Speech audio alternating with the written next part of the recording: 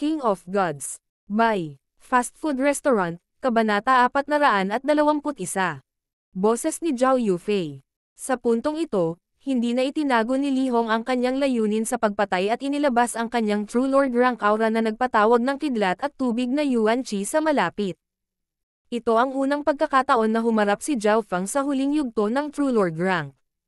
Noong nakipag-away siya kay Ye Yanyo dati, ang pagkakaiba ay masyadong malaki at hindi ginamit ni Zhao Feng ang lahat ng kanyang lakas.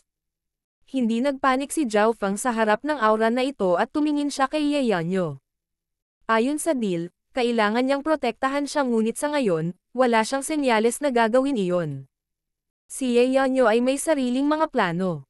Gusto niyang gamitin si Li Hong para mapahina ang kapangyarihan ni Zhao Feng. Nagsimulang maramdaman ni Ye Yanyo na parang hindi niya makontrol si Zhao Feng at hindi na niya ito makita. Nakipagdeal si Zhao Feng matapos siyang pagbabantaan, ngunit palagi siyang kalmado at nakakakuha ng pinakamaraming benepisyo sa pagitan ng tatlong sekta. Hindi lamang siya nakakuha ng maraming kayamanan, nakipagkalakalan din siya sa kanya at sa Blackcliff Palace. Naramdaman ni Ye Yanyo na hindi na niya ganap na makontrol si Zhao Feng, lalo na pagkatapos makuha ni Zhao Feng ang Triyao Essence Fruit at pumasok sa cultivation, pinatay din si Yu Luo. Hindi mahirap para kay Zhao Feng na hulaan ang iniisip ni Ye Yanyo. Kung papanoorin lang niya ito, nangangahulugan ito na siya na mismo ang bahala dito. Matapos makapasok sa Purple Saint Ruins, umasa si Zhao Feng sa kanyang katalinuhan upang mabuhay. Hihihi, napakawalang kwenta ba ng mga henyo ng Pure Moon Spiritual Sect? Bahagyang tumawa si Zhao Feng na may mapanuksong tono. Walang kwenta. Nagulat ang Moon Demon Palace at Blackcliff Palace na manonood ng palabas. Kung ang mga henyo ng Pure Moon Spiritual Sect ay walang kwenta, ano ang Blackcliff Palace at Moon Demon Palace na palaging pinipigilan nila? Walang silbi. Taga-nayon, huwag kang maangas. Kahit na hindi makahanap ng gulo si Brother Li Hong, hindi ka namin pababayaan. Ang mga salita ni Zhao Feng ay agad na naging sanhi ng pagkagalit ng mga henyo ng Pure Moon Spiritual Sect. Halos masaktan niya ang lahat mula sa Pure Moon Spiritual Sect sa isang pangungusap lamang. Hahaha, tatanungin kita, sino ang tunay na salarin na pumatay kay Yu Luo? Tumawa si Zhao Feng. Totoong salarin. Ang mga henyo ng Pure Moon Spiritual Sect ay huminto at marami ang lumingon sa Touiring Triyao. Ito ang Touiring Triyao. May instinctive na nagsabi. Hihihi, kung talagang gustong maghayganti ni Li Hong at ng dalawa pa, nandyan ang tunay na salarin. Pwede mo nang patayin. Bakit mo ako guguluhin, ang biktima? Mapaglarong sabi ni Zhao Feng. Sinadya niyang bigyang diin ang mga salitang totoong salarin at biktima. Ang tunay na salarin ay ang Touiring Triyao at si Zhao Feng ay tinugis ni Yu Luo. Siya ang biktima. Hahaha, ang Pure Moon Spiritual Sect ay nananakot lamang sa mahihina at natatakot sa malalakas.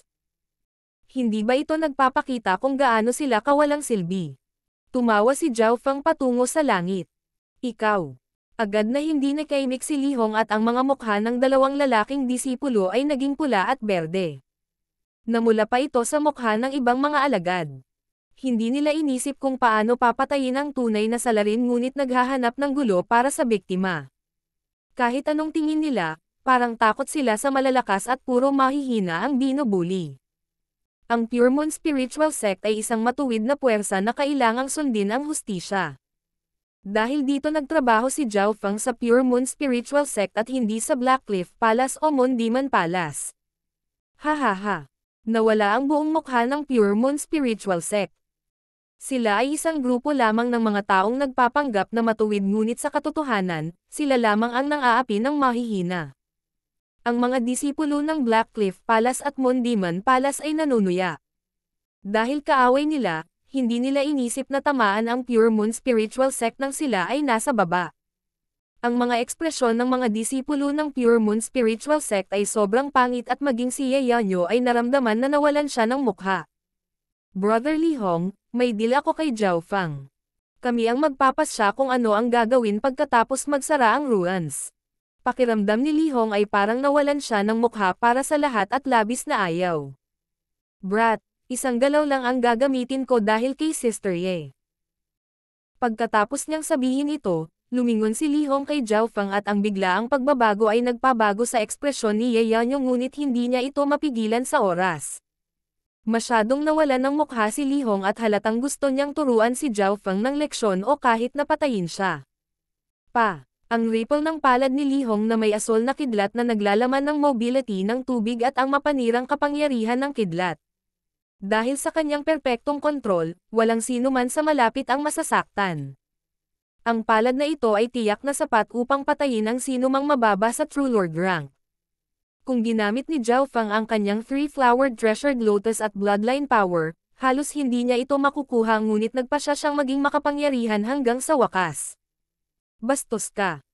Umungol si Zhao Feng habang naglalabas ang kanyang katawan ng nakakatakot na aura. Sa sandaling iyon, nagsimulang mag-apoy ang 1/10 ng Watermoon Pirate's Source of True Spirit na nagbigay daan sa kanyang battle power na pamitik ng ilang beses. Hindi makokontrol ng isang normal na True Mystic rank ang kapangyarihang ito dahil hindi pa sapat ang level nila, ngunit ang level ng mental energy ni Zhao Feng ay umabot na sa maagang yugto ng True Lord rank. Kaya niyang kontrolin ang magulong kapangyarihan mula sa pagsunog sa Source of True Spirit. At pinalakas ng Dark Water Heart at Triao Essence Fruit ang kanyang katawan. Boom! Ang palad ni Zhao Feng ay tila namumulaklak ng 100 bulaklak at nasusunog sa kalangitan. Sinusunog niya ang kanyang Source of True Spirit, mag-ingat ang lahat. Si Ye Yanyo ay umilo at nag-swipe ng kanyang mga kamay, na lumikha ng isang hadlang ng liwanag ng buwan na naghihiwalay sa kapangyarihan sa pagitan ng dalawa. Pang! Isang malalim na butas ang ginawa sa lupa at pinahaba ng hanggang 10 yarda bago hinarang ni Ye Yanyo. Kung ang kapangyarihan ay hindi masyadong puro, lahat ng bagay sa loob ng 1 milya ay magiging patag. Maraming mga disipulo mula sa Pure Moon Spiritual Sect ang pinalipad sa pamamagitan ng alon ng hangin at sa alikabok, isang figure ang lumapag sa tabi ni Ye Yanyo na nakangiti. Bata, mamamatay ka. Ang galit na boses ni Li Hong ay umalangaw-ngaw mula sa loob ng alikabok. Si Li Hong ay napakagulo at ang kanyang buhok at damit ay marumi. Ang mga disipulo ng 3 sekta ay natigilan lahat. Tila na lamang si Zhao Feng noon. Bagamat hindi nasugatan si Li Hong, mukhang natarante siya na para bang nalinlang siya. Tumigil ka. Malamig na bulalas ni Ye Yanyo at nagpadala ng ripple ng liwanag ng buwan na nagpa-atres kay Li Hong ng ilang yarda. Sister Ye, pinoprotektahan mo ang isang tagalabas. Matingkad na pula ang mga mata ni Li Hong habang nagngangalit ang kanyang mga ngipin, ngunit labis siyang nag-iingat sa lakas ni Ye Yanyo kahit na nasugatan ang huli. Tumayo si Zhao Feng sa tabi ni Ye Yanyo at nakatitiyak na wala siyang gagawin. Una, sinabi ni Ye Yanyo na nakikipagtulungan siya kay Zhao Feng at binalaan si Li Hong. Ang pag-atake ni Li Hong kay Zhao Feng ay hindi ibinibigay ang kanyang mukha. Pangalawa, isang galaw lang ang sinabi ni Li Hong ngunit hindi tumupad sa kanyang pangako, kaya lalong nawalan ng mukha ang Pure Moon Spiritual Sect. Masasabing sa ilang sandali lang, halos nawala na kay Li Hong ang halos lahat ng mukha ng Pure Moon Spiritual Sect at maging si Ye Yanyo ay hindi na nakayanan. Sa tingin mo ba ay hindi sapat ang iyong mukha? Malamig na sabi ni Ye Yanyo. Ako. Tila napagtanto ni Li Hong ang kanyang pagmamadali. Nakagamit na siya ng isang galaw at sinalungat si Ye Yanyo sa pamamagitan ng paggawa nito. Sa sandaling ito, ang mga disipulo mula sa Pure Moon Spiritual Sect ay naramdaman na parang walang liwanag sa kanilang mga mukha. Si Li Hong ay puno ng pagkabigo. Kung may oras ka, dapat mong isipin kung paano haharapin ang Touiring Triao. Sa ganoong paraan makakapaghiganti tayo kay Brother Yuluo at makakuha ng mga gantimpala sa parehong oras. Sabi ni Ye Yanyo. Sister Ye, tama ka. Ang pinakamahalagang bagay ngayon ay patayin ang tunay na salarin.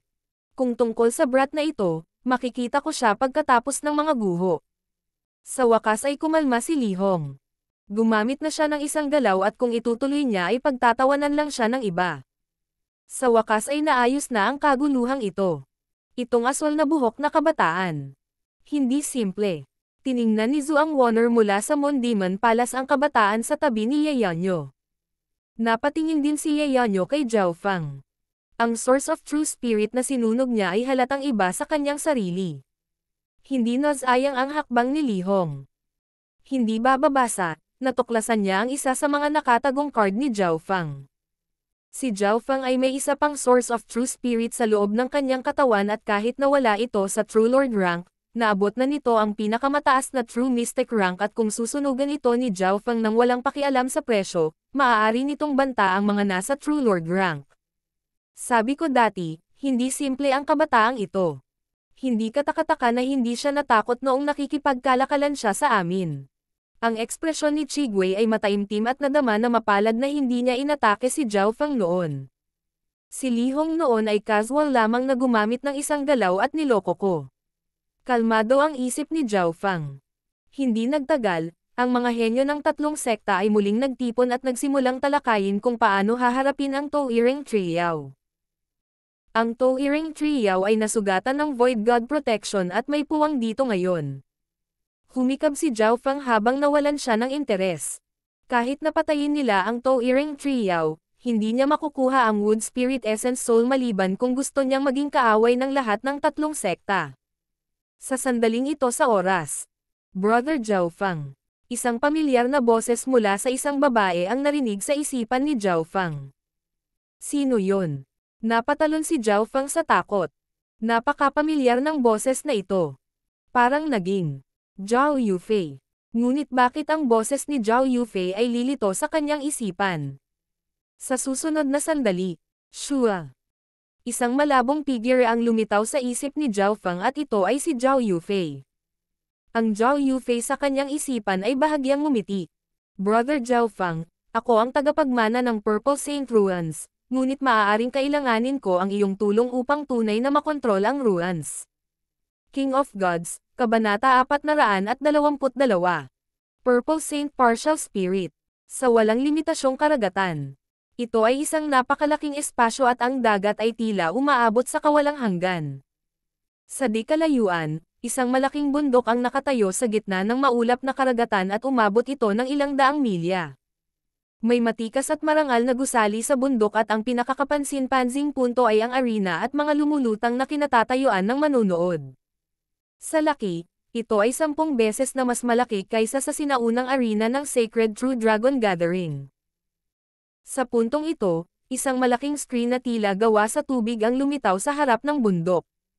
Ang laki at kalidad ng screen ay mas mahusay kaysa sa mga anino ng mana ng Sacred True Dragon Gathering, ngunit isa lamang at sa loob nito ay makikita ang ilang malinaw na larawan.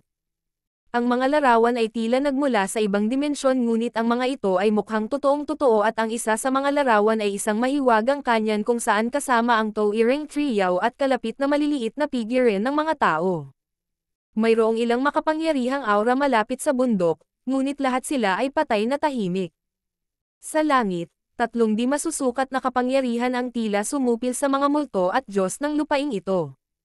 Walang nakakatakot na aura o pagsabog ng Yuan Qi, ngunit isang presyon mula sa kaluluwa na pumipilit sa mga kaisipan at isipan.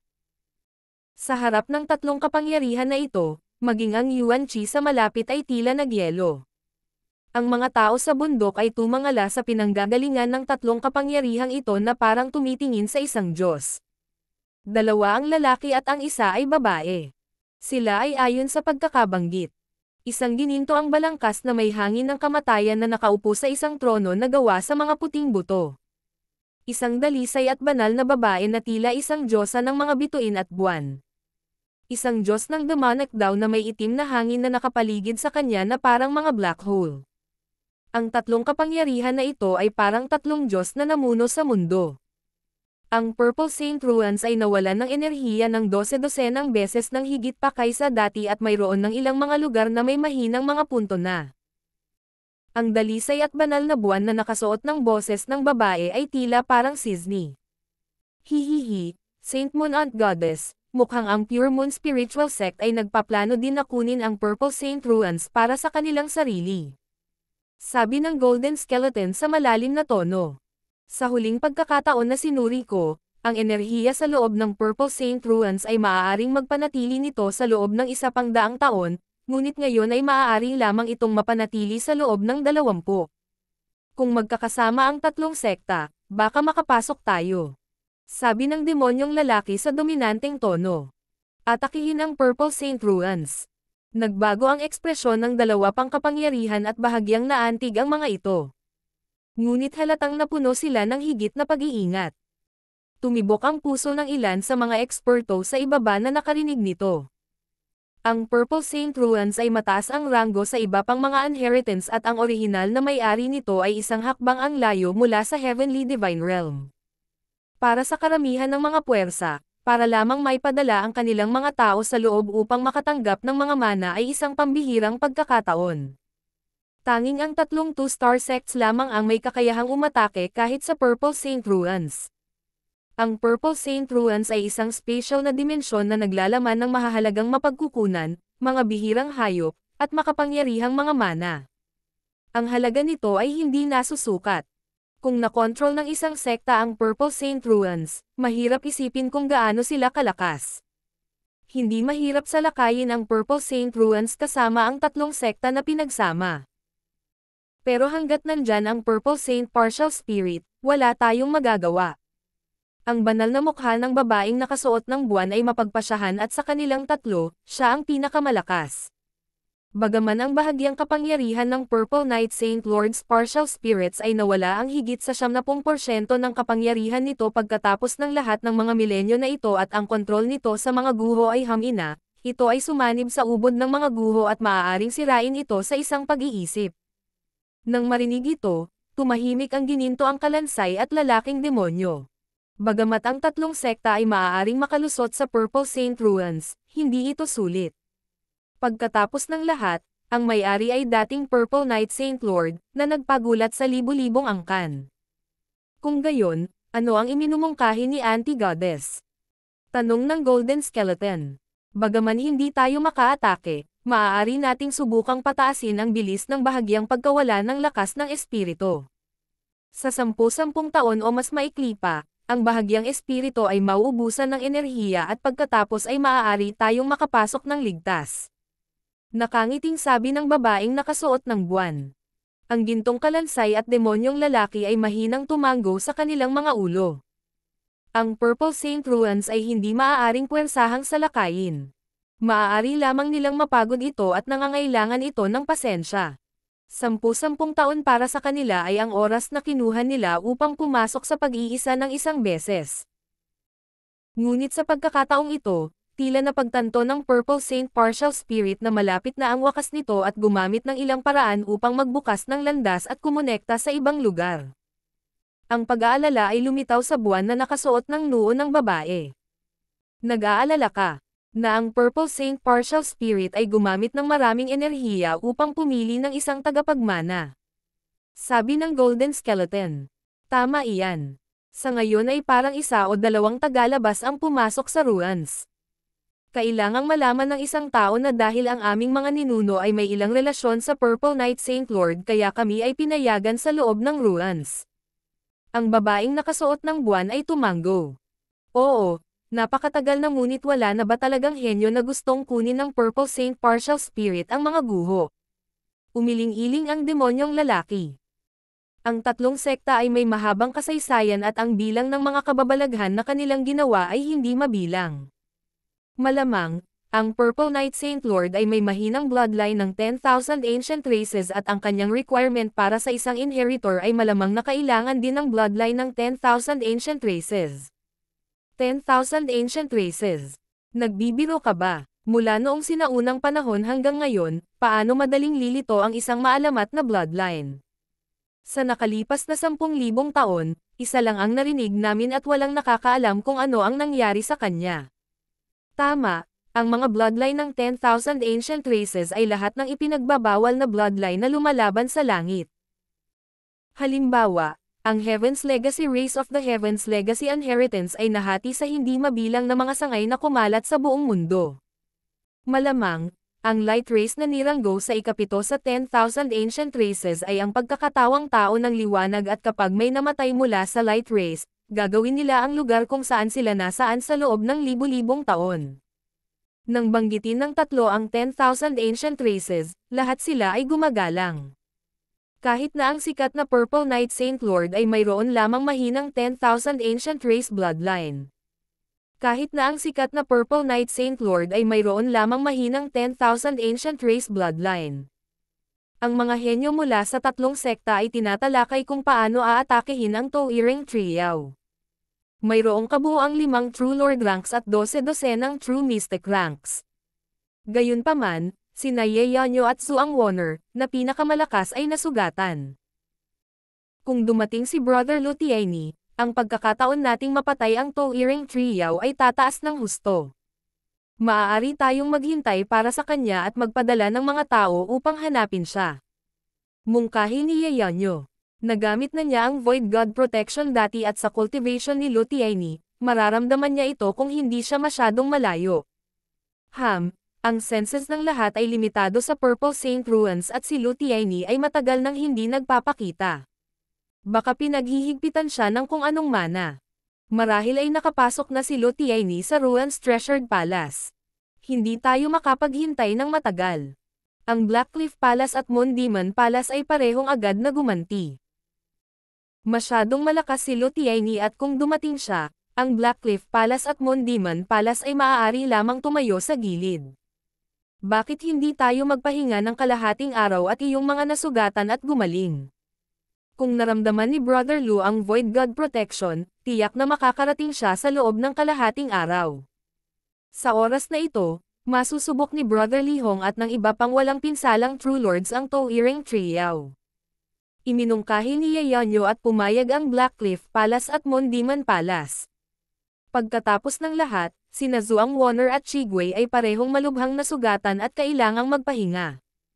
Habang nag-uusap ang tatlo, ang boses ni Zhao Yufei ay tumunog sa isip ni Zhao Feng at ang kanyang imahe ay naging mas malinaw at mas malinaw. Napakakol. Ang iyong boses at hitsura ay maaaring lumitaw sa aking isipan. Hindi maiwasan ni Zhao Feng na humanga. Hihihi, may tulong ako kay Sister Purple Knight, pero sa kasamaang palad ay humihina ang kapangyarihan niya lalo na't pilit siyang nakakonekta sa Asher Flower area. Ngayon ay hindi na niya ganap na makontrol ang mga guho o maaari niyang hayaan si Brother Zhao Feng sa Ruins Treasured Palace sa isang pag-iisip lamang. Ngumiti si Zhao Yufei at sinabing may kaunting pag-aalala. Alam ni Zhao Feng ang mahirap na sitwasyon ng Purple Saint Ruins. Bagaman matagal nang nahulog ang orihinal na may-ari ng ruins, mayroon pa ring kalooban mula sa kanyang kaluluwa na naiwan, na ang Purple Saint Partial Spirit. Ang Sister Purple Knight na binanggit ni Zhao Yufei ay dapat na Purple Saint Partial Spirit. Ano ang maitutulong ko? Diretso sa punto si Zhao Feng. Kung si Zhao Yufei ang naging tagapagmana ng Purple Saint Ruins, makikinabang din si Zhao Feng. Nagmula ang dalawa sa iisang pamilya at laging maayos ang kanilang relasyon. Una, sobrang nawalan ng kapangyarihan si Sister Purple Knight. Kailangan niya akong tulungan na maging tagapagmana at halos nawalan na siya ng kontrol sa dimensyon. Ang tanging bentahe lang namin ay nakikita namin kahit saan sa ruins. Tumigil sandali si Zhao Yufei na parang naghihintay na matuno ito ni Zhao Feng. Oh. Kung gayon hindi ba ibig sabihin nito ay malalaman natin ang bawat sikreto sa ruins? Nagliwanag ang mga mata ni Zhao Feng. Oo, pero sa ngayon may problema. Ang kanyan kung nasaan si Brother Zhao Feng ay isa sa mga pinagmumula ng enerhiya ng ruins at isa sa mga mahinang punto. Kapag napatay na ang Tau'ering Trio, ang mahinang puntong ito ay magiging mas malinaw at bubuo ng isang depekto. Kung ang kapintasan ay sapat na malaki, ang mga eksperto sa labas ng mundo ay maaaring pumasok sa mga guho at guluhin ang aking mana. King of Gods, Kabanata 423. Ang misyon ni Zhao Feng. Kapag napatay ang Tau'ering Trio, ang mahinang puntong ito ay magiging mas malinaw at magiging isang depekto. Kung ang kapintasan ay sapat na malaki, ang mga eksperto sa labas ng mundo ay maaaring pumasok sa mga guho at guluhin ang aking mana. Nang marinig ito, naging solemn na ang ekspresyon ni Zhao Feng. Gusto mo ako? Pigilan ang pag-atake ng mga disipulo ng tatlong sekta sa Tau'ering Trio. Hindi niya maiwasang mapabuntong hininga. Matapos ang Tau'ering Trio ay masugatan ng Void God Protection, ito ay nag-iwan ng isang malinaw na depekto at ang mga disipulo ng tatlong sekta ay determinadong tanggalin ito. Kung gusto ni Zhao Feng na pigilan sila, kailangan niyang lumaban sa kanila. Hindi ito makatotohanan para kay Brother Zhao Feng lamang, ngunit susubukan ni Sister Purple Knight ang kanyang makakaya upang mapababa ang Ruan's Treasured Palace. Magagawa nitong protektahan ang Tao-Iring Trio at bigyan ng pagkakataon si Zhao Feng na makatanggap ng mana. Paliwanag ni Zhao Yufei at nagpakawala ito ng kaunting hininga kay Zhao Feng. Hindi niya akalain na ang mahiwagang kanya na ito ay isa sa mga pinagmumulan ng kapangyarihan at ganoon kahalaga. Sa sandaling napatay ang Tao-Iring Trio, ang pagkawala ng kapangyarihan ay tataas at maaaring lumitaw ang isang malaking depekto. Kailangan lang pigilan ni Brother Zhao Feng ang tatlong sekta hanggang sa bumaba ang Ruan's Treasured Palace. Dagdag ni Zhao Yufei. Tumanggo si Zhao Feng. Ang tanging trabaho niya ay suportahan. Kung ito ay makumplito, iyon ay mas mabuti ngunit kung hindi ito magagawa, tapos ay wala na siyang magagawa. Ang pangunahing puwersa ay ang Ruan's Treasured Palace. Kapag bumaba na ang Ruan's Treasured Palace, maaabot ni Zhao Feng ang kaibuturan ng Purple Saint Ruans at maaaring makakuha pa ng sarili niyang mana. Sa tulong ni Zhao Yufei, ang pagkakataon ni Zhao Feng ay mas mataas kaysa sa iba. Kailan ba bababa ang Ruan's Treasured Palace? Tanong ni Zhao Feng. Hindi bababa sa ilang oras at higit sa isang araw at kalahati. Tumugon si Zhao Yufei. Sa kanyang isip, pagkatapos makipag-usap kay Zhao Yufei, mas naunawaan ni Zhao Feng ang sitwasyon ng Purple Saint Ruin. Ang Purple Saint Partial Spirit, na kumokontrol sa Purple Saint Ruins ay malapit ng mamatay at ang layunin ng pagkakaroon nito ay upang makahanap ng isang tagapagmana. Gayunpaman, hindi pa ito nakatagpo ng tagapagmana mula sa simula ng pagkakaroon nito at nang malapit na itong magwakas, mahina nitong naramdaman ang isang kandidato. Sa makatuwid, ginamit ng Purple Saint Partial Spirit ang natitirang testamento para ibigay ang kanyang inheritance siya doon sa Azure Flower Area at dahil medyo mataas ang rankang nito at hindi katulad ng Heaven's Legacy Inheritance na bumaba lang sa bahagi ng kanyang inheritance, nahaharap ito sa isang malaking puwersa. Sa kabutihang palad, ang kapangyarihan ng Purple Saint Ruin ay katulad ng kay Zhao Yufei at nagawang bumaba. Brother Zhao Feng, maaari mong hilingin kung ano ang gusto mo at gagawin ni Sister Purple Knight ang kanyang makakaya upang masiyahan ka. Biglang sabi ni Zhao Yufei. Natahimik si Zhao Feng. Ang Purple Saint Partial Spirit ay halos mawalan ng ganap na kontrol sa mga guho o kung hindi, maaari nitong paalisan ang mga disipulo ng tatlong sekta sa isang pag-iisip lamang. Malinaw, ang Purple Saint Partial Spirit ay namamatay at nawala ito ng maraming orihinal na kakayahan. Maaalis ba nito ang mga paghihigpit sa aking pandama? Humingi si Zhao Feng ng isang bagay na makatotohanan. Pwede naman. Sumagot si Zhao Yufei pagkaraan ng ilang sandali. Sure. Naramdaman ni Zhao Feng ang kanyang mental energy na naging magaan at ang paghihigpit mula sa mga guho ay nawawala. Hindi niya maiwasang mapuno ng saya. Nang walang paghihigpit sa mga guho sa kanyang mental na enerhiya, ang buong kakayahan ng kanyang God's Spiritual Eye ay magagamit. Nangangahulugan ito na ang mga pandama ni Zhao Feng ay napakalakas at mas malakas pa kaysa sa mga nasa Origin Core Realm sa mga guho. Kasabay nito, nahuli ng God's Spiritual Eye ni Zhao Feng ang isang tipak ng invisible power na pumapasok sa kanyang mental energy dimension. Siyasatin. Binuksan ni Zhao Feng ang kanyang God's Spiritual Eye at ikinulong ang hindi nakikitang kapangyarihang ito. Sure. Sa susunod na sandali, ang God's Spiritual Eye ni Zhao Feng ay tila nakakita ng mga hadlang. May isang batang babae na nakasuot ng lila na nakaupo sa isang eleganteng gusali na sinusubukang ayusin ang isang kristal na susi sa kanyang harapan. Sa tabi niya ay isang malabong babae na kayang sirain ang mga bansa sa kanyang hitsura. Bagamat ang kanyang katawan ay hindi pisikal at binubuo ng lilang liwanag, ang kanyang bawat kilos at ngiti ay naglalaman ng higit na maharlika. Hihihi, nang walang mga paghihigpit sa mga guho, lahat ay iba. Bahagyang tumawa si Zhao Feng.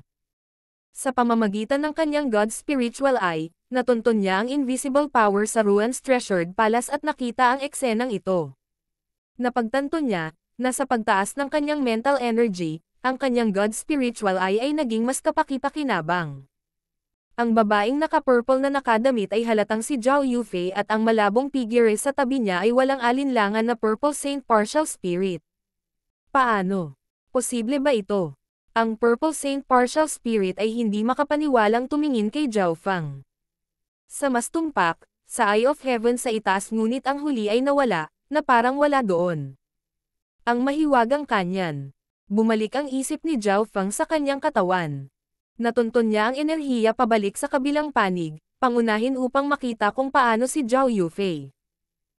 Tiyak na hindi nabantaan si Zhao Yufei, ngunit sa halip, natatanggap niya ang kanyang mana. Masyadong maingat si Zhao Fang kaya ginamit ito. Hindi niya namalayan kung gaano nabigla ang Purple Saint Partial Spirit nang makita niya ito. Shua. Sa kanyang isip, lumitaw ang figure ng Purple Saint Partial Spirit sa tabi ni Zhao Yufei. Ano pa ang meron? Nagpahinga si Zhao Fang matapos matiyak na ligtas si Zhao Yufei. Yung mata mo. Sabi ng Purple Saint Partial Spirit. Ano? Hindi nagtagal ay gumalaw ang puso ni Zhao Fang. Ang orihinal na may-ari ng mga guho ay dating master sa Mystic Light Realm at ang kanyang kaalaman ay tiyak na hindi simple. Siguro alam niya ang pinagmulan ng Purple Saint Partial Spirit. Sa pag-iisip hanggang dito, inaasahan ni Zhao Fang kung ano ang susunod na sasabihin ng Purple Saint Partial Spirit. Mayroon lang akong maliit na bahagi ng mga alaala na mayroon ako noong ako ay nabubuhay. Kung nabubuhay pa ako ngayon, malamang makikita ko ang pinanggagalingan ng iyong mata. Gayunpaman, ang Purple Saint Partial Spirit ay nagkunot ng kanyang mga kilay at nagsabi ng isang bagay na walang silbi, na ginawang hindi makapagsalita si Zhao Fang. Bagaman ang iyong bloodline ay hindi sa 10,000 ancient races, ang iyong mata ay tiyak na konektado sa 10,000 ancient races. Tuwang-tuwa ang sinabi ng Purple Saint Partial Spirit. Walang gaanong naramdaman si Zhao Fang matapos itong marinig. Ni hindi niya alam kung ano ang 10,000 ancient races. Ang inaalala ni Zhao Fang ay kung mayroong isang mana na nababagay sa kanya sa Ruan's Treasured Palace. Sa kasamaang palad, walang angkop na mana para sa iyong eye bloodline. Mas nababagay ka para sa sinaunang daw ng kaluluwa o sa mga mana ng 8 Great God Eyes. Siyempre, sa pagbabalik ng isang hakbang, ang Ruan's Treasured Palace ay may mga kidlat na nakabatay sa mga kasanayan o mga pamana tungkol sa iyong ice bloodline. Nanghihinayang sabi ng Purple Saint Partial Spirit. At least may ilang bagay. Nagpakawala ng hininga si Zhao Fang. Wala siyang nakitang tunay na angkop na mana sa Sacred True Dragon Gathering. Pero sa kabutihang palad sa pagkakataong ito, may mga lightning inheritance sa Purple Saint Ruans o Ice Elemental inheritance na nababagay sa kanyang bloodline. Nasiyahan na si Zhao Fang dito. Kung matutulungan niya si Zhao Yufei na maging tagapagmana ng mga guho, kung gayon ang mga benepisyo ni Zhao Fang ay magiging mas malaki kaysa sa inaasahan. Pagkaraan ng ilang sandali, sapat na ang naunawaan ni Zhao Fang at pinutol ang koneksyon kay Zhao Yufei at sa Purple Saint Partial Spirit. Sa ngayon, ang kailangan ko lang gawin ay maghintay para sa Ruan's Treasured Palace at patagalan ang oras para hindi mapatay ang Touring Trio. Napaisip si Zhao Fang. Sa kasalukuyan, si Li Hong ay alagad ng 3 sekta na sasalakayin ang Touring Trio at susubukan ito. Parehong ginagamit ni Ye Yanyo at Zhuang Wonner ang oras na ito para makabawi at ang mga True Lords na umaatake ay sina Li Hong at Mo Yu lamang mula sa Blackcliff Palace.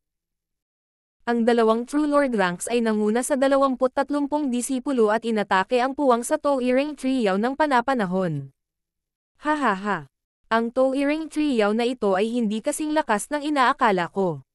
Nagpadala si Li Hong ng sunod-sunod na mga pag-atake at ang harap at mga alon ng kidlat at tubig ay sumabog sa mga sanga ng Touring Trio. Ang mga alagad sa likod ay nagpakawala din ng kanilang mga kakayahan. Ang Void God Protection ay lumikha ng isang puwang para sa mga disipulo at sa lugar na ito, halos walang mga sanga. Ang Touring Trio ay maaari lamang tumayo doon at matamaan. Nagsalubong ang mga kilay ni Zhao Fang habang ang kanyang mukha ay naging solemna.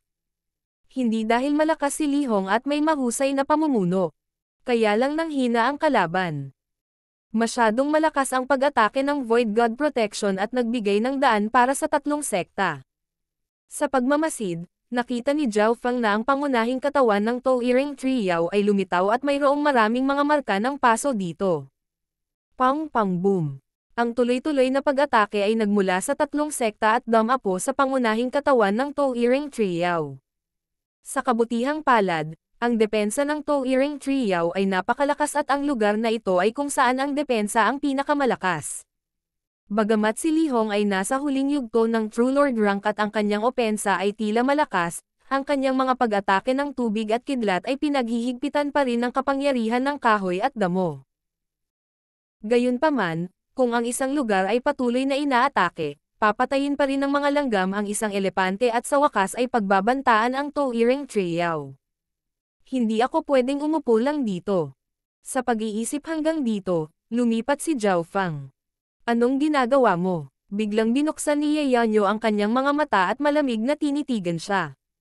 Nalulungkot ako sa pagkamatay ni Yuluo.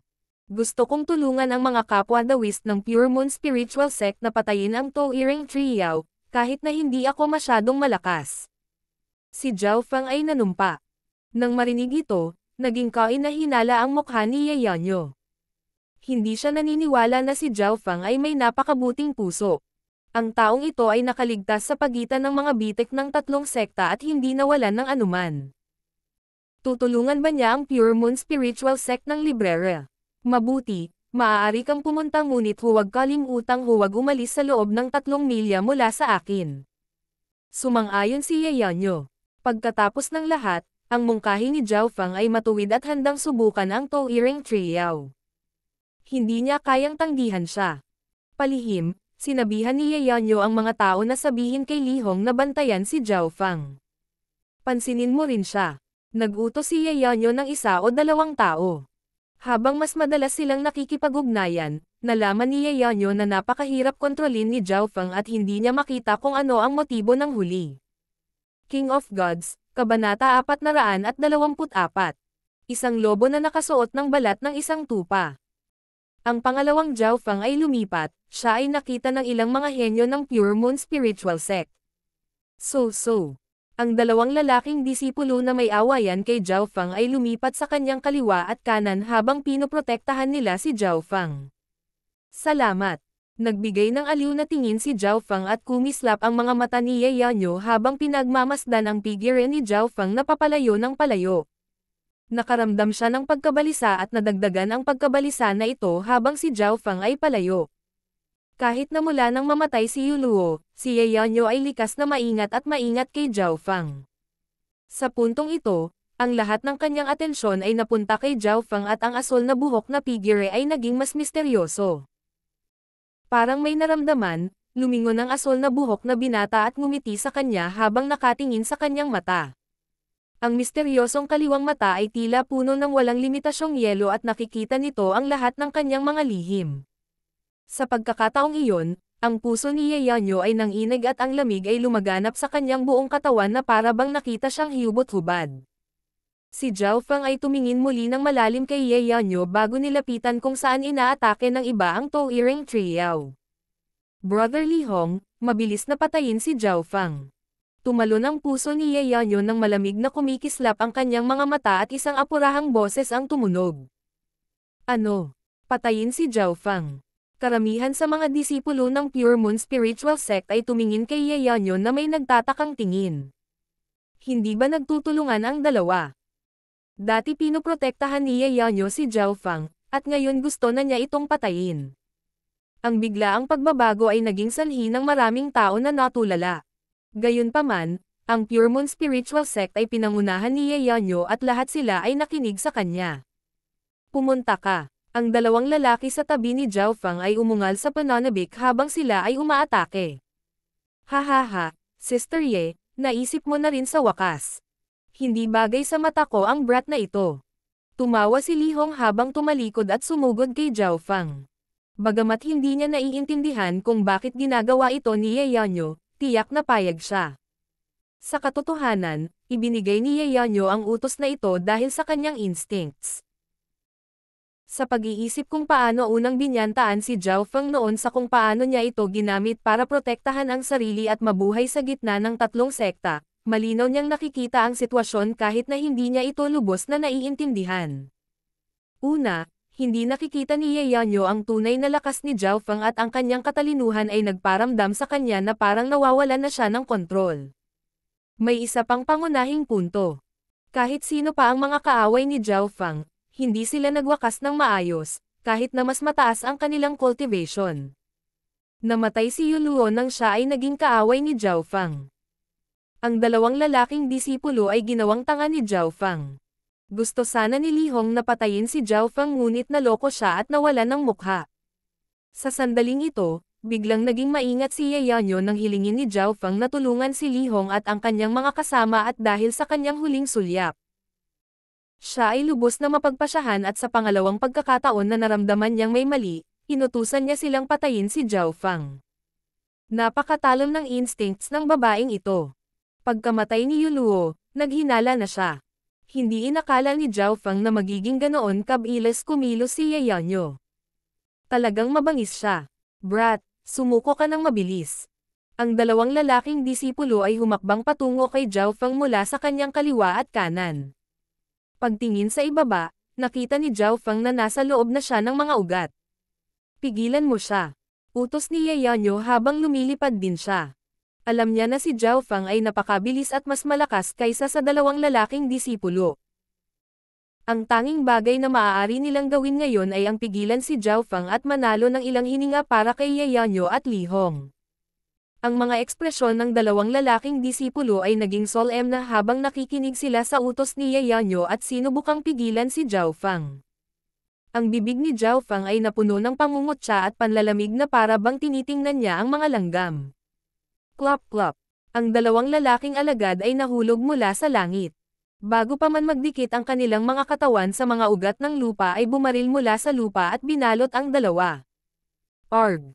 Dalawang hiyawan ang natapos nang sila ay naging mga bagong pataba para sa Touring Trio. Nanlaki ang mga mata ng mga kasalukuyang henyo. Ano ba nangyari? Paanong ang dalawang pick na True Mystic Rank Cultivator ay mahuhulog lang sa lupa? Wala man lang ginawa si Zhao Fang, ang ginawa lang niya ay tumingin lang sa kanila. Mental energy ay teknik. Sa isang sulyap lang, napatumba niya sila. Si Chigwei, na nagpapahinga, ay napabulalas nang makita niya ang katotohanan. Huminga ng malalim ang mga tumutudyas na henyo ng Pure Moon Spiritual Sect.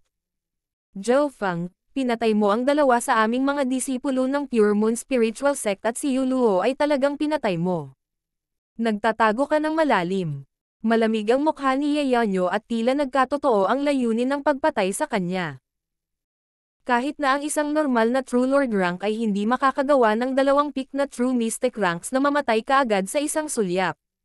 Si Zhao Fang ay malalim na nagtago at isang lobo na nababalutan ng balat ng tupa. Brat, mukhang ikaw ang tunay na salarin sa pagkamatay ni Yuluo. Huwag mo nang isipin ang pagtakbo. Ibigay mo sa akin ang iyong buhay. Matingkad na pula ang mga mata ni Li Hong at napuno ng hangarin ng pagpatay ang kanyang mukha habang nanlalaki ang kanyang mga mata. Hiu. Ang katawan ni Zhao Fang ay kumikislap ng kidlat at siya ay tila ang Diyos ng kidlat habang ang kanyang Yin Shadow Cloak ay pumutok habang ang kanyang bilis ay tumalon. Sa mga tuntunin ng bilis, si Zhao Fang ay hindi mas mabagal kaysa kay Li Hong ng huling yugto na True Lord rank. Shua shua. Sa isang kisap mata, si Zhao Fang ay naging higit sa isang dosenang figure. Ang ilan sa kanila ay mga ilusyon habang ang iba ay Yin Shadow Doppelgangers. Nang dumating si Li Hong, ang mga figure ay nagpunta sa iba't ibang direksyon at ang tunay na katawan ni Zhao Fang ay nakatago sa kagubatan. Talagang tumakas siya. Ang mukha ni Li Hong ay naging baluktot sa ilalim ng kanyang napakalaking hangarin na pumatay. Shua. Isang malabong figure ni Zhao Fang ang biglang lumitaw malapit sa lupa habang tumatakbo. Basta, mamatay ka.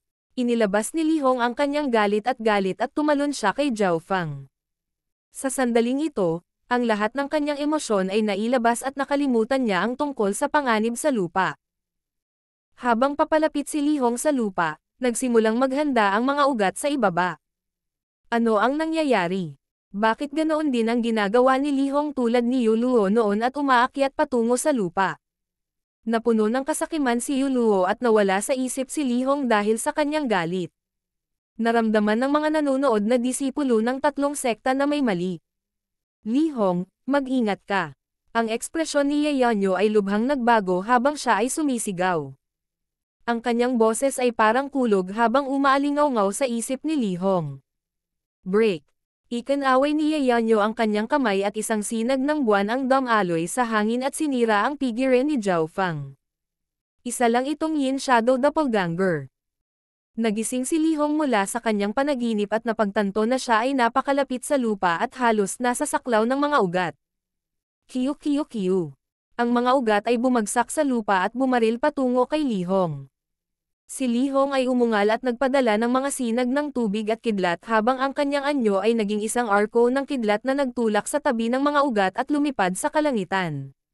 Sa huling sandali, gumamit si Lihong ng isang lihim na pamamaraan upang makatakas. Malapit na, si Lihong na nakatakas lang sa kamatayan ay nabalot ng malamig na pawis. Kapos palad. Pinalampas lang ang pagkakataong ito. Bahagyang nalungkot si Zhao Fang habang nakatayo siya sa lupa. Ang kanyang Eye of Heart ay lilinlangan sana si Lihong ngunit hindi ito pinaganya ni Yayanyo. Sa pagkakataong iyon nang si Lihong ay napuno ng galit, isang kapintasan ang lumitaw sa kanyang puso at sinamantala ito ng mata ng puso ni Zhao Fang. Kung hindi dumating si Yayanyo sa oras, ang Pure Moon Spiritual Sect ay mawawalan ng late stage na True Lord Rank Genius. Ang kakaiba ay nakatayo si Zhao Fang sa lupa ngunit hindi siya nakatanggap ng anumang pag-atake mula sa Touring Triao. Malamig na nagkulong si Yayanyo sa kinatatayuan ni Zhao Fang. Ang kanyang estado ng puso, pati na rin ang iba pang mga kakayahan, ay malinaw na mas malakas kaysa kay Lihong. Naunawaan ni Zhao Fang kung gaano nakakatakot si Yayanyo at kaya nagpatuloy siya sa paglalakbay patungo sa Touring Triao. Bakit hindi siya inaatake ng Touring Triao? Nagsalubong ang mga kilay ni Yayanyo ngunit hindi niya hinabol si Zhao Fang. Nasa loob ng attack range si Zhao Fang ng Touring Triao ngunit hindi siya inatake nito. Walang ibang may ganitong espesyal na karapatan. Seng Seng So. Patuloy na tumalon si Zhao Fang at dumapo sa mga sanga ng Touring Triao. Ano? Bakit hindi siya inaatake ng Touring Triao? Hindi lang kakaiba ang lalaking ito. Ang mga henyo ng tatlong sekta ay nakatitig na may nakaumbok na mga mata habang pinapanood nila si Zhao Fang na madaling naglalakad sa mga sanga ng Touring Triao. Ang Touring Triao ay tila hindi pinansin ang kanyang pag-iral. Teng. Lumapag si Zhao Fang sa mga panloob na lugar ng Touring Triao at mahinang tumanggo. Touring Triao, sabay tayong lumaban. Ho! Ang mga sanga ng Touring Triao ay dumadagandong habang nagsasalita ito sa pamamagitan ng mental energy. Nang sabihin ni Lord Purple Saint na may mga reinforcement, naisip ko na ito ay isang True Lord rank. Oo, pero parang ikaw lang. Ang Touring Triao ay medyo nabigo. Hihihi, Touring Triao, kung matutulungan kitang talunin ang grupong ito ng mga tao at tulungan kang makabawi ng kalahati, paano mo ako babayaran? Ngumiti si Zhao Fang. Ang Touring Triao ay halatang hindi masyadong inisip ang pagpapalakas nito. Gayunpaman, ito ay normal dahil ang paglilinang ni Zhao Fang ay hindi sapat na mataas. Tanging ang mga nasa True Lord rank o mas mataas lang ang papasok sa mata ng Touring Triao. May 5 True Lord ranks at 12 True Mystic ranks. Sa tingin mo kaya mo silang talunin ng mag-isa at tulungan akong makabawi ng kalahati? Junior, sobra mong pinahahalagahan ang iyong sarili at minamaliit ang kapangyarihan ng Void God Protection. Sabi ng Touring Triao. Tumigil ka. Pinutol ni Zhao Fang ang Touring Triao. Kung gagawin ko talaga ito, maaari mo ba akong hayaang magtanim ng kaunti gamit ang iyong Wood Spirit Essence Soul? Kung kaya mo talaga gawin at matutulungan mo ako, anong masama kung hayaan kitang magtanim gamit ang aking pinagmulang Wood Spirit Essence Soul? Sumang-ayon kaagad ang Touring Triao.